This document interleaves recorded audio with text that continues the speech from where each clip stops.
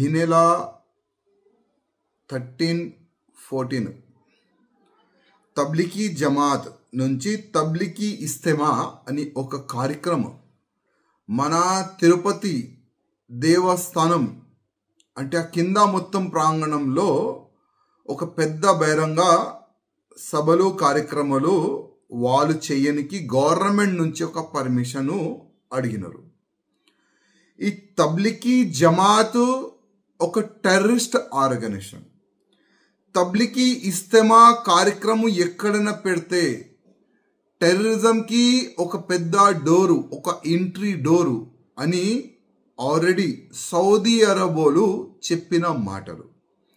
Saudi అరబోలు December 21లోనే ఈ ఆర్గనైజేషన్కి ban చేసింది.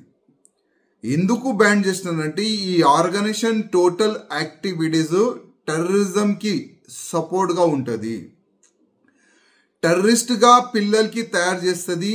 ఒక పెద్ద డోర్ ఈ ఆర్గనైజేషను. ఈ కార్యక్రమంలో ఎవరైనా వస్తే వాళ్ళకి పట్టుకొని టెర్రరిజం వైపు మలుపుతారు అని కూడా సౌదీ అరబ్ అంటే ఒక ఇస్లామిక్ కంట్రీ సౌదీ అరబ్ వాళ్ళు చెప్పిన మాటలు.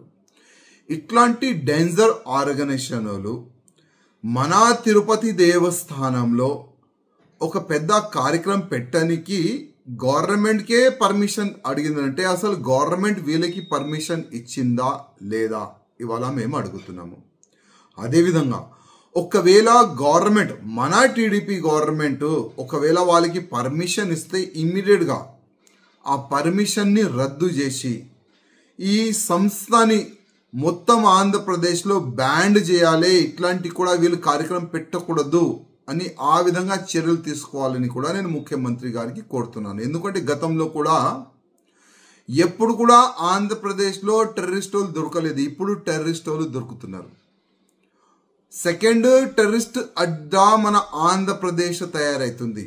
ఇట్లాంటి సమయంలో ఇట్లాంటి టెర్రరిస్ట్కి సంబంధించి ఆర్గనైజేషన్ వాళ్ళకి మనం కార్యక్రమాలకి పర్మిషన్ ఇస్తే ఒక టెర్రరిస్ట్ అడ్డగా తయారవుతుంది, టెర్రరిస్ట్ కూడా తయారవుతారు. నేను మన ఆంధ్రప్రదేశ్ గవర్నమెంట్కి రిక్వెస్ట్ చేస్తున్నాను. అదేవిధంగా మక్కా మదీనాలో ఏ హిందువులు కూడా వాళ్ళకి అంటే ఈ మక్కా మదీనాలో హిందువులకి ఎంట్రీ ఇయ్యరు. ఎందుకంటే అది ఒక ఇస్లామిక్కి ఒక మతమైన ఒక ఏరియా, మా దేవుడు ఉంటాడని వాళ్ళు నమ్ముకుంటారు.